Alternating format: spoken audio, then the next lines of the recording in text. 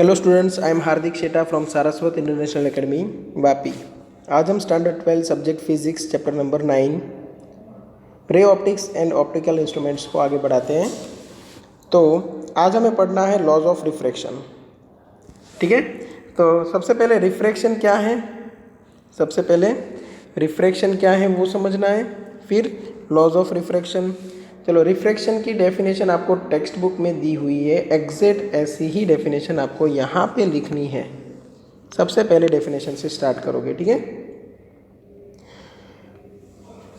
तो सबसे पहले a ray of light represents a beam, उतना तो आपको पता ही है। The direction of propagation of an obliquely incident ray of light that enters the other medium changes at the interface of the two media। Direction change होगी कहाँ पे, जहाँ पे दो मीडियम की इंटरफेस होगी वहाँ पे। This phenomenon is called refraction of light. Okay, और स्नेल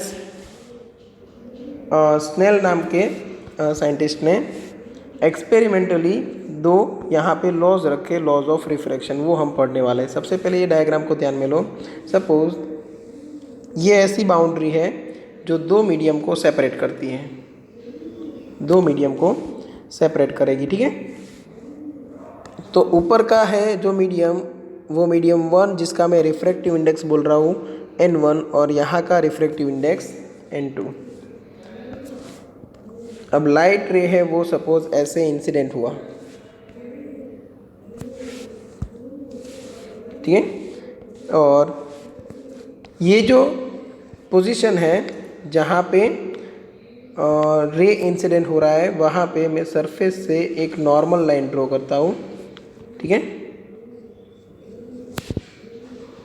तो ये नॉर्मल है, नॉर्मल मतलब परपेंडिकुलर लाइन।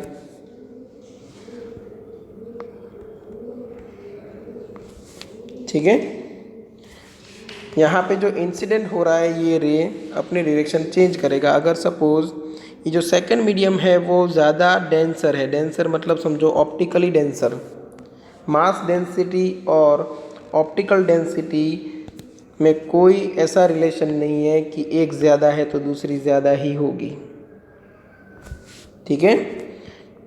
हो सकता है कि कोई मीडियम मास डेंसिटी के हिसाब से थोड़ा कम डेंसर हो बट ऑप्टिकली ज़्यादा डेंसर हो, मतलब रिफ्रैक्टिव इंडेक्स उसका ज़्यादा हो, मतलब लाइट वहाँ पे बैंड ज़्यादा होती होगी, ये पॉसिबल है। आपकी ही टेक्स्ट बुक में एक एग्जांपल दिया हुआ है, टर्पेंटाइन एंड वाटर। टर्पेंटाइन की मास डेंसिटी कम है बट ऑप्टिकल डेंसिटी वाटर से ज़्यादा है। वाटर और टर्पेंटाइन को आप कंपेयर करो तो टर्पेंटाइन की मास डेंसिटी मतलब मास अपॉन वॉल्यूम वाटर के कंपैरिजन में कम है, बट ऑप्टिकली चेक करो तो ऑप्टिकली वो वाटर से ज़्यादा डेंसर मीडियम है, ठीक है। तो ये जो रिफ्रैक्टिव इंडेक्स है, आप ऐसा नहीं बोल सकते जिसकी डेंसिटी ज़्यादा उसका रिफ्रैक्टिव इंडेक्स भी ज़्यादा होना चाहिए। मास डेंसिटी के हिसाब से आप रिफ्रैक्टिव इंडेक्स डिसाइड नहीं कर सकते, ठीक है। तो यहाँ पे इंसिडेंट एंगल है नॉर्मल के साथ बना I, यहाँ पे एंगल ऑफ रिफ्रैक्शन R, ठीक है। यहाँ पे ये जो रे इंसिडेंट हो रहा है वो इंसिडेंट रे और ये रिफ्रैक्टेड रे, इंसिडेंट रे एंड रिफ्रैक्टेड रे, ठीक है।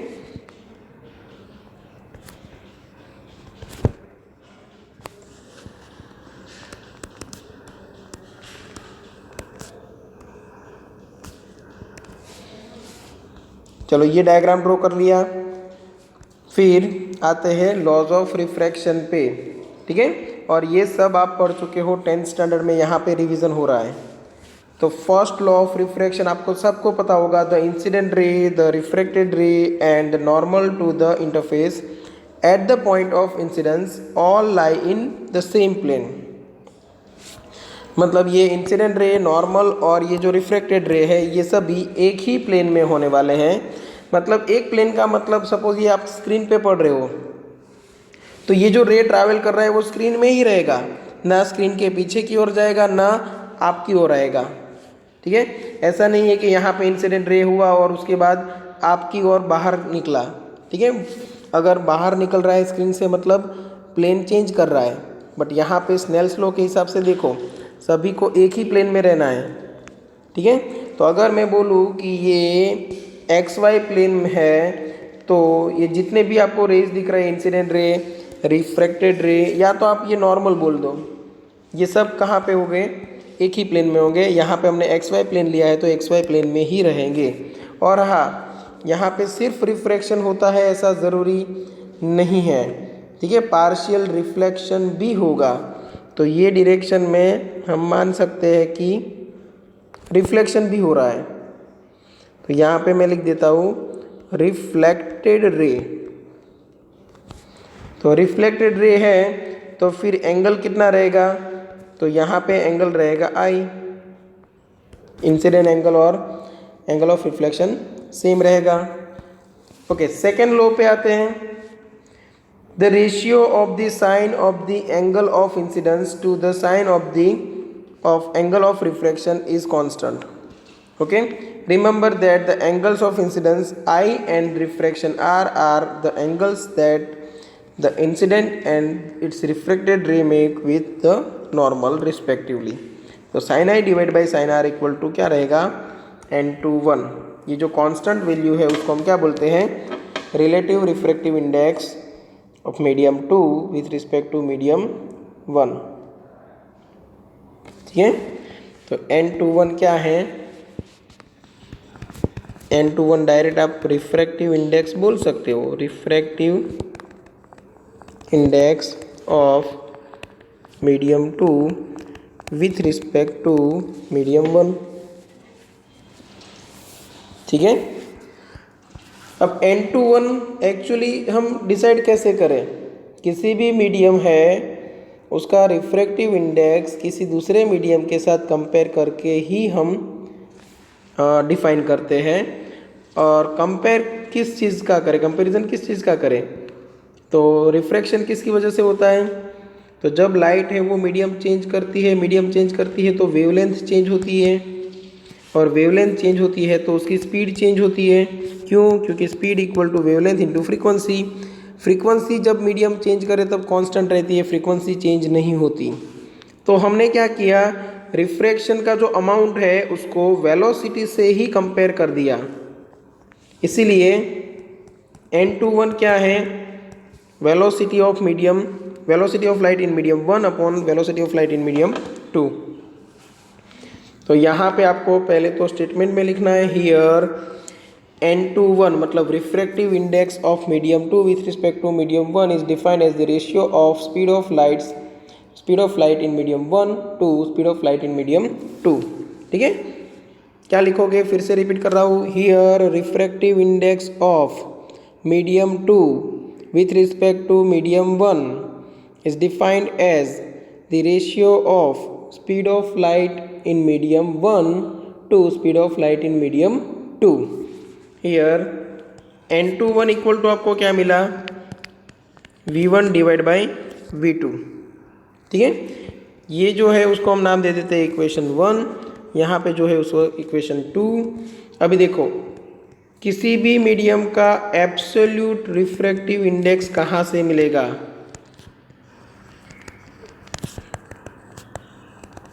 किसी भी मीडियम का एब्सोल्यूट रिफ्रैक्टिव इंडेक्स हमें मिलेगा किसी एक आइडियल मीडियम के साथ कंपैरिजन करा के। क्योंकि देखो रिफ्रैक्टिव इंडेक्स का मतलब क्या रहा, तो amount of refraction, degree of amount of refraction जिससे हम मेजर करते हैं उसको बोलते हैं रिफ्रैक्टिव इंडेक्स।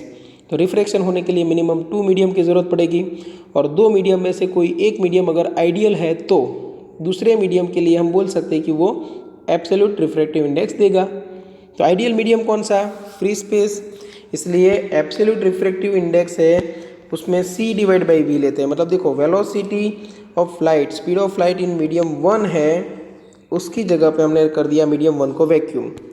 तो ये क्या बन गया, speed of light in free space divide by speed of light in given medium. Okay, तो इक्वेशन 1 में इसका यूज़ करते हैं। क्या करेंगे? फ्रॉम इक्वेशन 1 या 2, तो n21 क्या मिलेगा? देखो n21 equal to V1 by V2 है और V यहाँ से निकालना है तो C बाई N होगा, तो C by N1 divide by C by N2, C cancel, N2 divide by N1, और ये जो N2 डिवाइड बाई N1 है वो उसको इक्वेशन 1 में रख दो। तो यहाँ पे लिख देते हैं from equation 1 sine I divide by sine R equal to N2 divide by N1, तो एक इक्वेशन बना N1 sine I equal to N2 sine R। ठीक है, ये स्नेल्स लॉ का फाइनल इक्वेशन है। अगर प्रूफ अगर आपको पूछे तो फिर आप ये इतना डेरिवेशन कर सकते हो। ठीक है, डायग्राम कंपलसरी है, डेफिनेशन ऑफ रिफ्रैक्शन कंपलसरी है, लॉज ऑफ रिफ्रैक्शन कंपलसरी याद रखना है, और ये हो सके तो याद रख लो। ठीक है, इसमें भी 2 केस आएंगे। ठीक है, तो हम दोनों को 1 बाय 1 डिस्कस कर लेते हैं। केस 1 में क्या लिखा हुआ है? देखो, if refractive index of medium 1 is less then refractive index of medium 2, तो इसका मतलब क्या हुआ कि लाइट है वो एंटर हो रही है from rare medium to denser medium. जब भी मैं रेयर मीडियम, डेंसर मीडियम ये सब बोलूँ, आपको थॉट प्रोसेस में यही सोचना है कि जो डेंसर मीडियम है वो डेंसिटी के हिसाब से नहीं है, मास डेंसिटी के हिसाब से नहीं है, मैग्नीट्यूड ऑफ रिफ्रैक्टिव इंडेक्स के हिसाब से है। मतलब हम मास डेंसिटी यहाँ पे नहीं ले रहे, यहाँ पे हम ले रहे हैं ऑप्टिकल डेंसिटी। ठीक है, तो if n1 is less then n2, सोचो यहाँ पे ये n2 की वैल्यू ज़्यादा है तो ये एंगल ज़्यादा होगा, तो I greater than R,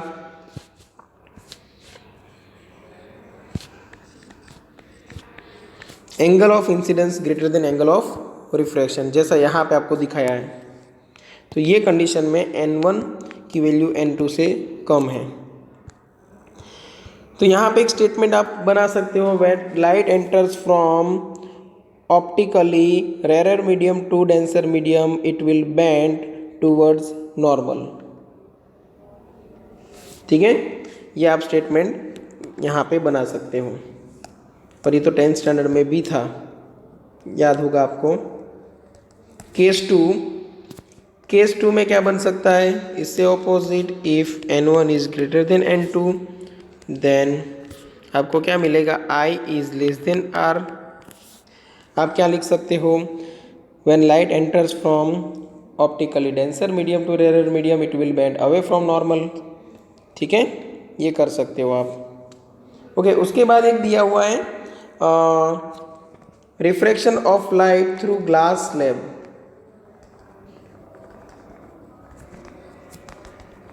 refraction of light through glass slab.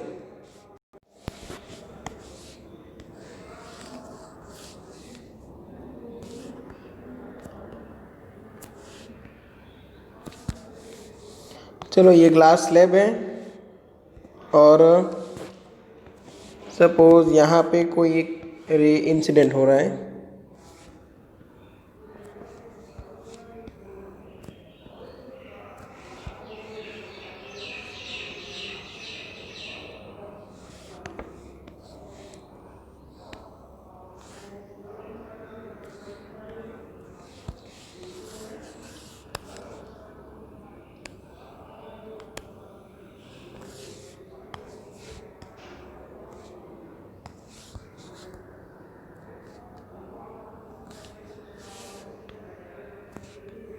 Okay.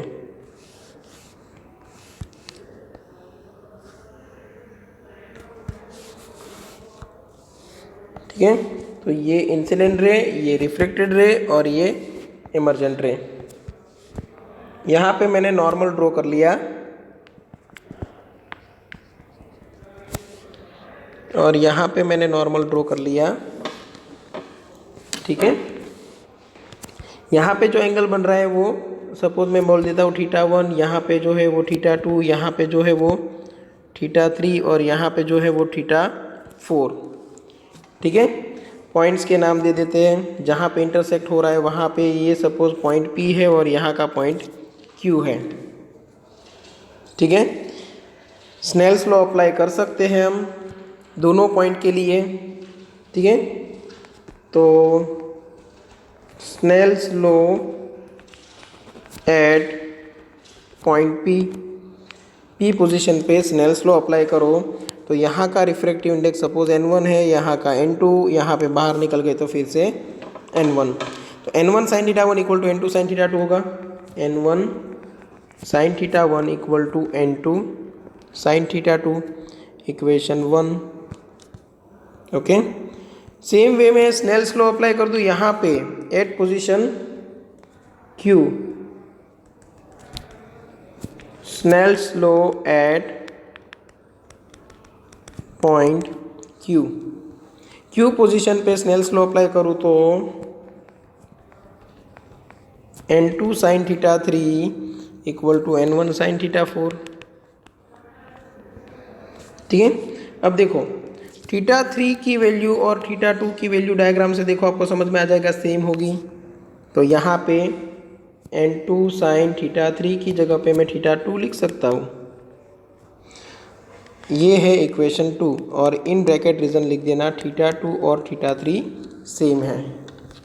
Equation 1 and 2 को कंपेयर करो तो यहाँ पे 1, यहाँ पे 2, दोनों में देखो एक में लेफ्ट हैंड साइड एक में राइट हैंड साइड दोनों सेम है, तो फिर ये और ये भी सेम होना चाहिए। तो फ्रॉम इक्वेशन 1 एंड 2 या तो बाय कंपेयरिंग इक्वेशन 1 एंड 2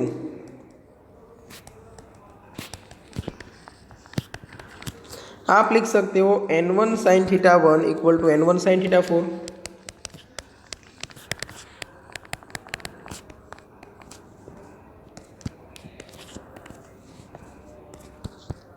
तो sin θ1 इक्वल टू sin θ4 है तो θ1 इक्वल टू θ4।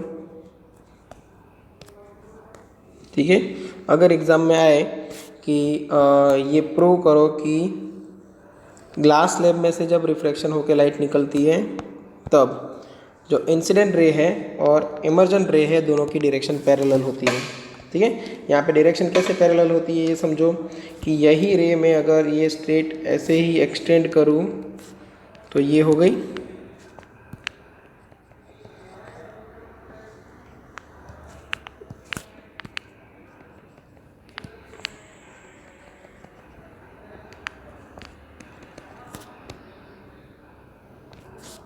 ओके। और perpendicular distance between this two directions उसको हम क्या बोलेंगे, लेटरल शिफ्ट x। तो यहाँ पे x क्या है, लेटरल शिफ्ट। ठीक है, उतना आप याद रख सकते हो और ये डायग्राम की हेल्प से ही आप लेटरल शिफ्ट का फॉर्मूला भी डिराइव कर सकते हो। ओके, चलो यहाँ तक क्लियर है। उसके बाद आपको apparent depth and apparent height दिया हुआ है, apparent depth and apparent height. ठीक है, तो यहाँ पे देखो apparent depth HI and real depth HO के लिए हम यहाँ पे पढ़ते हैं। अपरेंट डेप्थ का मतलब क्या और रियल डेप्थ का मतलब क्या, समझो कि मैं अगर एक ग्लास स्लैब लेता हूँ और जिसके नीचे कोई ऑब्जेक्ट रखा हुआ है तो वो ऑब्जेक्ट की जो रियल डेप्थ है वो मैं यहाँ पे बोल रहा हूँ HO, बट वो नज़र आएगा यहाँ पे, मतलब ये बन गई इमेज, तो वो इमेज की जो डेप्थ है वो अपरेंट डेप्थ है HI। ठीक है, तो यहाँ पे आपको apparent depth for normal and oblique viewing दिखाया हुआ है कि यहाँ से रे निकला, ऐसे रिफ्रैक्ट होके गया और ये जो रिफ्रैक्टेड दो रेज है, ठीक है, ऐसे तो बहुत सारे रेज होंगे, ये डाइवर्जिंग रेज है, कभी भी मिलने वाले नहीं है दूर की ओर। तो यहाँ पे एक्सटेंड करो दोनों रेज को अगर एक्सटेंड करो पीछे की ओर तो आपको यहाँ पे इमेज मिलेगी। तो ये ऑब्जेक्ट है, उसकी इमेज थोड़ी ऊपर की ओर शिफ्ट होती हुई नज़र आएगी। और उसी हाइट पे देखो, अगर ऑब्जर्वर क्रॉस से देख रहा है तब भी ऐसे रह जाएगा, ऐसे एक स्ट्रेट गया और एक ये लाइन में गया। सभी को आप एक्सटेंड करो पीछे की ओर, एक ही पोजीशन पे आपको इमेज मिलेगी। और इनके लिए फॉर्मूला भी याद रखो। फॉर्मूला क्या है? सपोज ये ऑब्जर्वर जहाँ पे उसका रिफ्रैक्टिव इंडेक्स, हम एक काम करते हैं एन ऑफ ऑब्जर्वर लिखते हैं, क्योंकि एग्जाम में आप कंफ्यूज हो सकते हैं ना कि ऑब्जर्वर का n1 लेना है या n2 लेना है। और जो ऑब्जेक्ट जहाँ पे है वो मीडियम का रिफ्रैक्टिव इंडेक्स लो n ऑफ ऑब्जेक्ट। तो रेशियो ऑफ अपरेंट हाइट या तो apparent depth to real depth आपको मिलेगा n of observer upon n of object.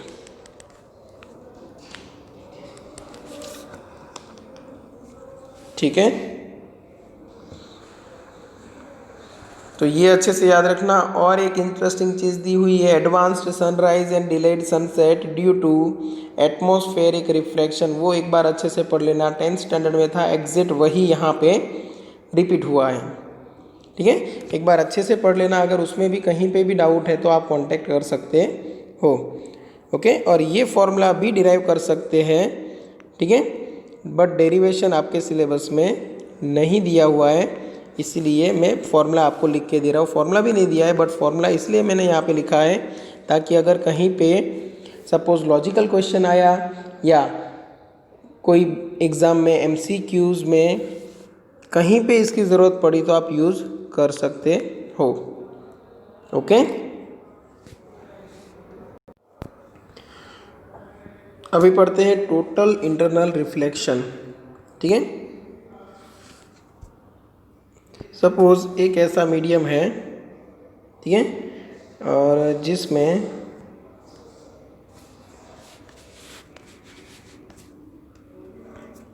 नीचे जो आपको मीडियम यहाँ पे दिख रहा है वो ऑप्टिकली डेंसर मीडियम है, ऐसा समझ लो।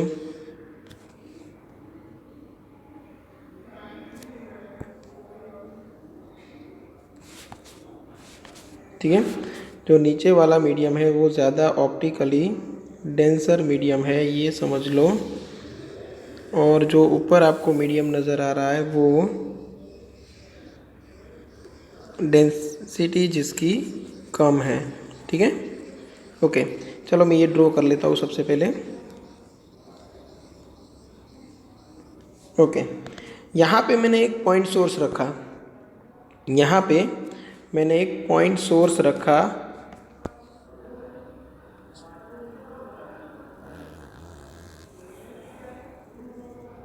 ये तो डायग्राम ही गलत हो गया, चलो कोई प्रॉब्लम नहीं। ये पॉइंट सोर्स है जहाँ से लाइट रे निकल रहा है। ठीक है, अब ये लाइट रे निकला, सीधा चला गया, क्यों? Angle of incidence 0, angle of refraction भी 0। एंगल ऑफ इंसिडेंस क्यों 0? क्योंकि यहाँ पे जो नॉर्मल होता है वो उसी डायरेक्शन में रहेगा। ठीक है, तो नॉर्मल की डायरेक्शन, इंसिडेंट रे की डायरेक्शन सेम है। ठीक है, तो क्या यहाँ पे रिफ्लेक्शन होगा? क्योंकि हमने देखा था जब रिफ्रैक्शन होता है तब पार्शियल रिफ्लेक्शन भी होता है। यहाँ पे देखो, तो पार्शियल रिफ्लेक्शन होता है तो क्या यहाँ पे रिफ्लेक्शन होगा? तो बिल्कुल होगा। यहाँ पे रे है वो अपनी उसी डायरेक्शन में वापस भी आएगा, इसलिए टेक्स्ट बुक में आप डायग्राम देखोगे तो दोनों तरफ एरो है। ठीक है, जैसे ही मैंने इंसिडेंट रे है उसको थोड़ा शिफ्ट किया, एंगुलर शिफ्ट दिया, ठीक है, कोई एक एंगल पे इंसिडेंट कराया, तो यहाँ पे जो रे है वो रिफ्रैक्ट होके अवे फ्रॉम नॉर्मल जाएगा। ठीक है, और रे का थोड़ा पार्ट है वो उसी मीडियम में वापस आएगा। तो यहाँ पे जो है वो रिफ्रैक्शन हुआ है और यहाँ पे जो हुआ है वो पार्शियल रिफ्लेक्शन है। एक काम करते हैं, मैं यहाँ पे ऐसे दिखा देता हूँ आपको। ये जो हुआ है वो पार्शियल रिफ्लेक्शन है। तो जैसे जैसे मैं एंगल बढ़ाता जाऊंगा ये रे और दूर दूर जाता जाएगा। ठीक है, तो अभी सपोज मैंने एंगल बढ़ा के कुछ ऐसा कर दिया तो ये रे थोड़ा और ज़्यादा नॉर्मल से दूर गया।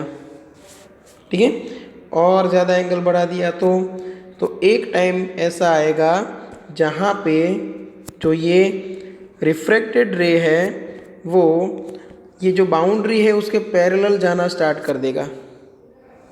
ठीक है, और उससे ज़्यादा एंगल पे अगर आपने लाइट इंसिडेंट कराई, उससे ज़्यादा एंगल पे अगर आपने लाइट इंसिडेंट कराई तो अभी रिफ्रैक्शन होगा नहीं, जो रे है वो टोटली इंटरनली रिफ्लेक्ट होगा। तो ये जो हो रहा है वो टोटल इंटरनल रिफ्लेक्शन है। और यहाँ पे जो आपको इंसिडेंट एंगल नज़र आ रहा है वो क्रिटिकल एंगल IC है। जो एंगल है वो क्रिटिकल एंगल IC है। और यहाँ पे जो एंगल बन रहा है वो 90 डिग्री है। यहाँ का जो एंगल थीटा है वो थीटा ग्रेटर देन IC होना चाहिए। ठीक है, और अगर IC से ज़्यादा एंगल पे अगर आपने लाइट इंसिडेंट कराई वो तो टोटली इंटरनली रिफ्लेक्ट होगा। तो ये जो पोजीशन है उसको हम नाम दे देते हैं, यहाँ पे जो पोजीशन है उसको नाम दे देते हैं P। तो आप ऐसा लिख सकते हो एट पॉइंट P। क्या अप्लाई कर रहे हैं हम? Snell's law. तो स्नेल्स लॉ क्या कहेगा? सपोज यहाँ का रिफ्रैक्टिव इंडेक्स N1 है, ऊपर का रिफ्रैक्टिव इंडेक्स N1 है, नीचे का रिफ्रैक्टिव इंडेक्स N2 है। तो आप ऐसे लिखोगे N2 इंटू साइन IC। देखो N2 into sine IC equal to N1 into sine 90 degree. क्यों? क्योंकि यहाँ पे एंगल ऑफ रिफ्रैक्शन की कितना मिला है? 90 डिग्री। तो N2 into sine IC equal to N1 into sine 90 degree 1। तो sine IC equal to N1 divide by N2। या तो आप ऐसे लिख सकते हो 1 divide by N2 divide by N1, मतलब 1 divide by N21। Sine IC equal to 1 divide by N21। N21 का मतलब रहेगा रिलेटिव रिफ्रैक्टिव इंडेक्स। ओके, किसका? मीडियम 2 का। किसके रिस्पेक्ट में? मीडियम 1 के रिस्पेक्ट में। ठीक है, चलो यहाँ तक क्लियर है। जो टेक्स्ट बुक में आपको दिया है वो सेम ही है, बट यहाँ पे रिफ्रैक्टिव इंडेक्स N1 लिया है और उधर ऊपर N2 लिया है।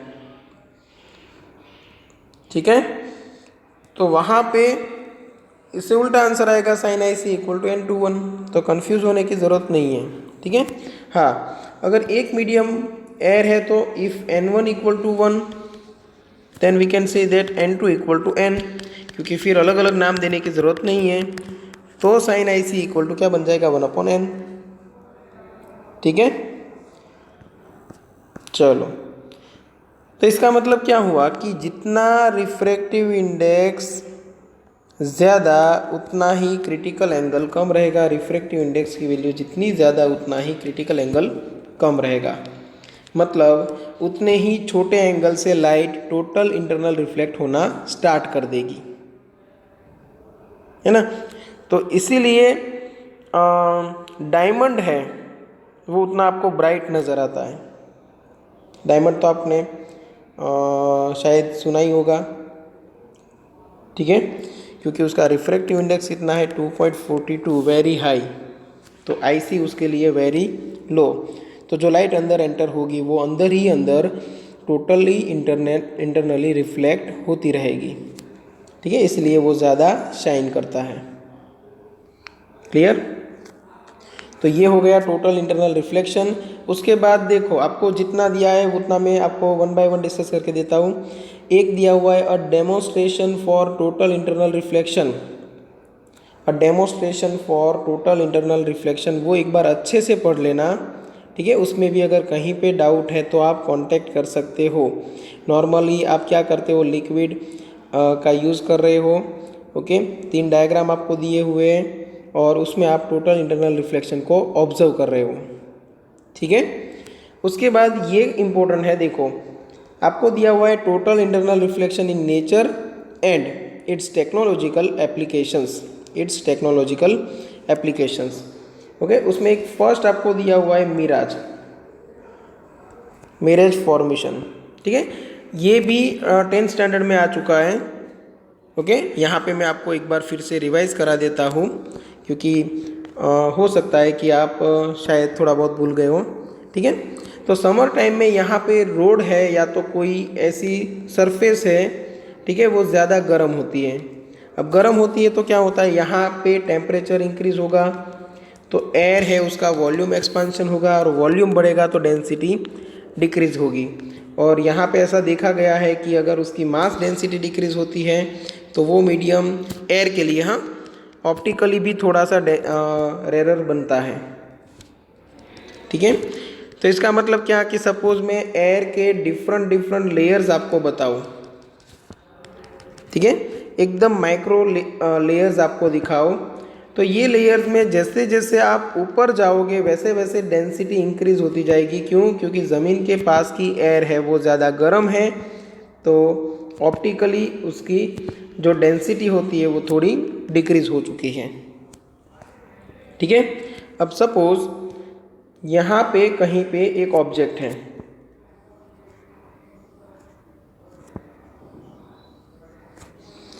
और कोई इंसान यहाँ से कहीं से उसको ऑब्जर्व कर रहा है, ठीक है।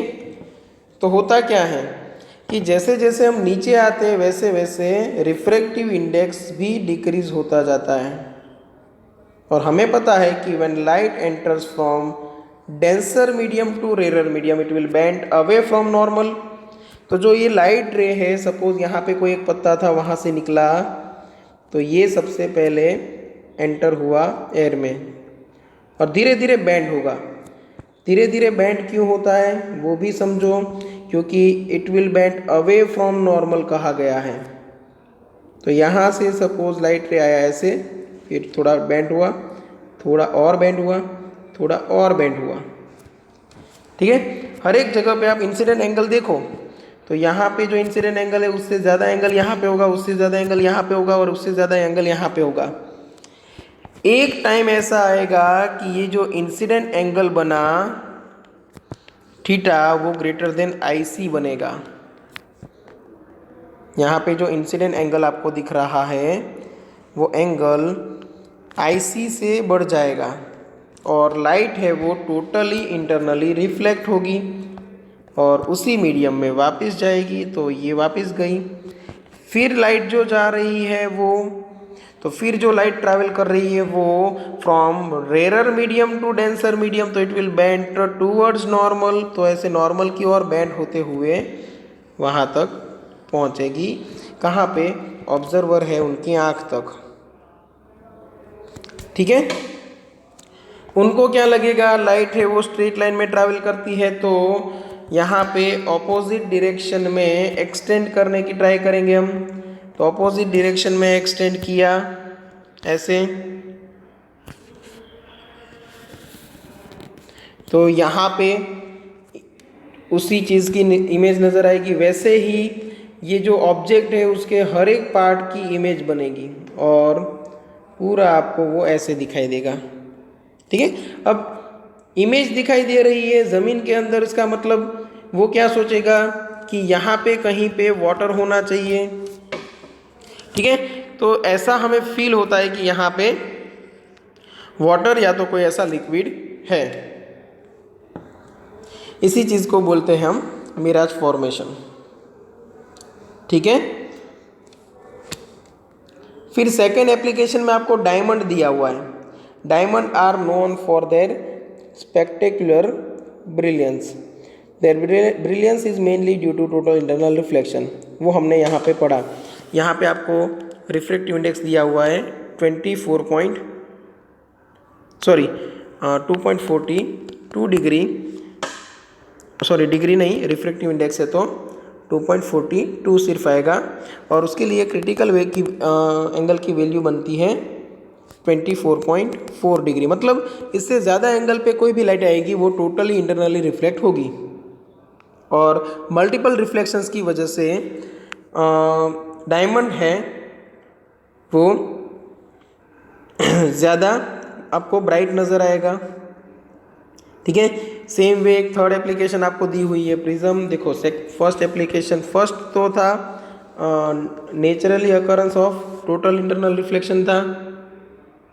ठीक है, सेकंड डायमंड। ठीक है, सेकंड हमने पढ़ा डायमंड। थर्ड देखो, थर्ड प्रिज्म है।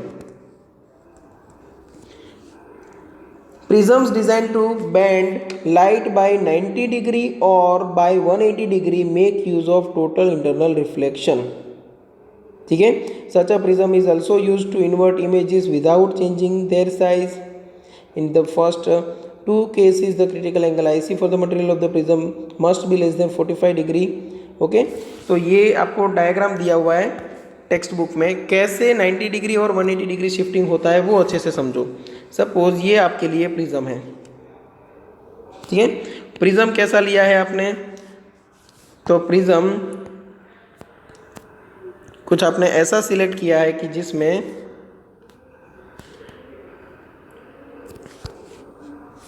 एक मिनट, ओके, ये एंगल 90 डिग्री हो, ये एंगल 45 डिग्री हो और ये एंगल भी 45 डिग्री हो।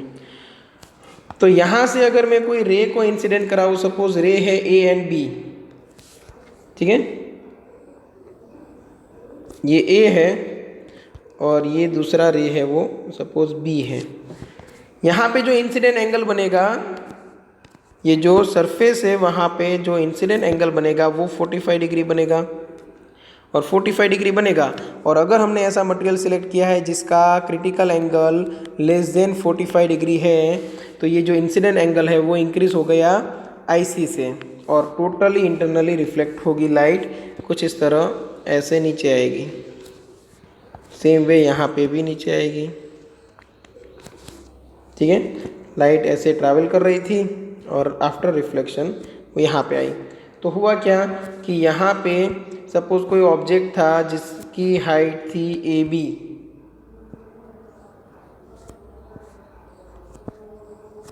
तो यहाँ पे जो आपको इमेज मिलेगी उसकी हाइट आपको मिलेगी A dash B dash. Height same रहेगी। देखो यहाँ पे हमने साइज चेंज नहीं की है, सिर्फ 90 डिग्री फेस शिफ्ट दी है। ठीक है, सेम वे आपको एक प्रिज्म ऐसा दिया हुआ है।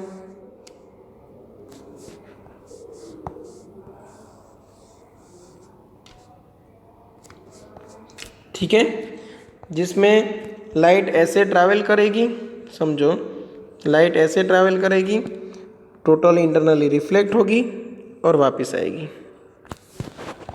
सेम वे कोई सपोज मैं दूसरे कलर से बताता हूँ आपको। यहाँ पे लाइट ऐसे एंटर करेगी, इंटरनली रिफ्लेक्ट हुई, दूसरी बार टोटल इंटरनल रिफ्लेक्शन हुआ और नीचे आई। यहाँ पे देखो तो आपको पता चलेगा कि जो इमेज ऑब्जेक्ट था वो ए बी ऐसे था वर्टिकली अपवर्ड, उसकी जो इमेज बनी वो वर्टिकली डाउनवर्ड बनी ए डैश बी डैश। तो ये 180 डिग्री फेस शिफ्ट है। सेम वे आपको थर्ड एक डायग्राम दिया हुआ है, उसमें भी जो इमेज है वो इन्वर्ट हो रही है विदाउट चेंजिंग इट्स साइज। ठीक है, चलो ये सब क्लियर है। एक और एप्लीकेशन है यहाँ पे ऑप्टिकल फाइबर।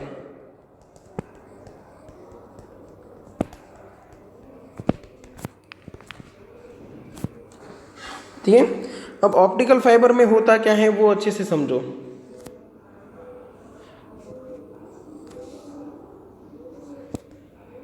डायग्राम अगर एग्जाम में आए तो आपको टेक्स्ट बुक का ही रखना है। मैं आपको यहाँ पे सिर्फ एक्सप्लेन कर रहा हूँ, इसलिए ऐसे स्ट्रेट बनाया है। फाइबर ऑप्टिक केबल हर बार आपको स्ट्रेट मिले ऐसा ज़रूरी नहीं है। ठीक है,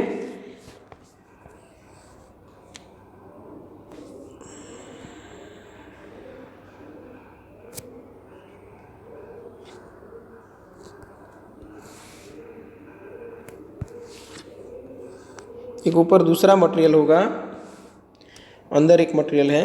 अंदर का जो मटेरियल है उसको बोला जाता है कोर। अंदर का जो मटेरियल है उसको बोला जाता है कोर।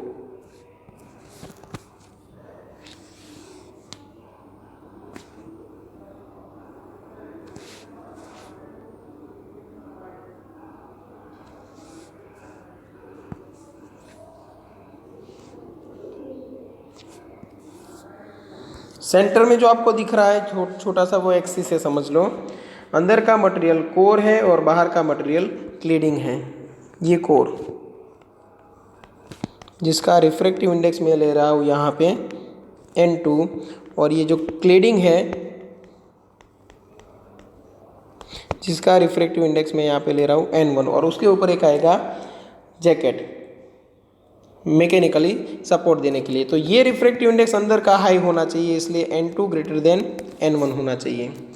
ठीक है, जैसे ही लाइट एंटर करेगी, समझो कि लाइट जैसे ही मैंने यहाँ पे इंसिडेंट कराई,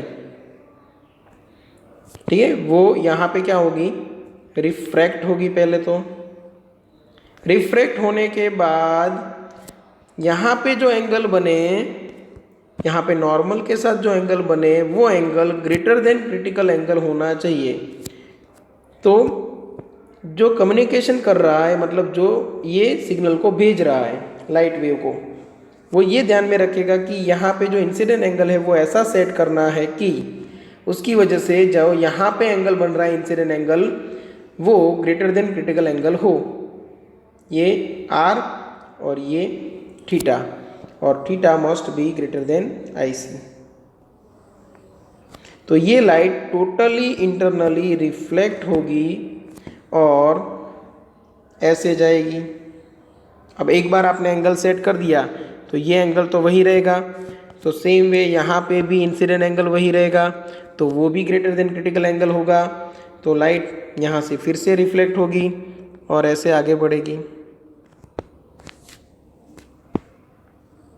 ठीक है, तो फाइबर ऑप्टिक केबल की हेल्प से हम किसी सिग्नल को, सपोज कोई भी सिग्नल है, उसको ऑप्टिकल सिग्नल में कन्वर्ट करेंगे। किसकी हेल्प से? ट्रांसड्यूसर की हेल्प से। और सामने की ओर जहाँ पे रिसीवर होगा वहाँ पे फिर से ऑप्टिकल सिग्नल को इलेक्ट्रिकल सिग्नल में कन्वर्ट कर देंगे।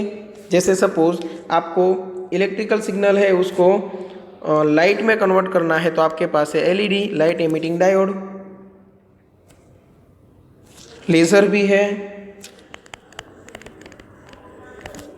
ठीक है। और लाइट टू इलेक्ट्रिकल वापस आपको सिग्नल चाहिए तो उसके लिए यूज़ होगा फोटो डायोड, जो आप 14th चैप्टर में पढ़ने वाले हो। फोटो ट्रांजिस्टर आता है। अगर ज़्यादा रेंज चाहिए तो, रिसीविंग रेंज ज़्यादा चाहिए तो फोटो ट्रांजिस्टर, ठीक है। तो ये सब ट्रांसड्यूसर से, ट्रांसड्यूसर का मतलब रहेगा a device which can transform one form of energy to another form, ठीक है। एनर्जी का फॉर्म चेंज कर सके ऐसी डिवाइस को हम क्या बोलते हैं? ट्रांसड्यूसर, ठीक है। चलो, तो यहाँ तक फिनिश हुआ। Refraction at spherical surface and by lenses से बाकी है, ठीक है। यहाँ तक अगर किसी को कोई डाउट है तो एनी टाइम कॉन्टैक्ट कर सकते हो, और नेक्स्ट लेक्चर में हम सिलेबस को आगे बढ़ाएंगे। ओके, चलो यहाँ तक अच्छे से रिवाइज कर लेना। कोई डाउट है तो पूछ सकते हो। ओके, चलो यहाँ तक रखते हैं। Thank you.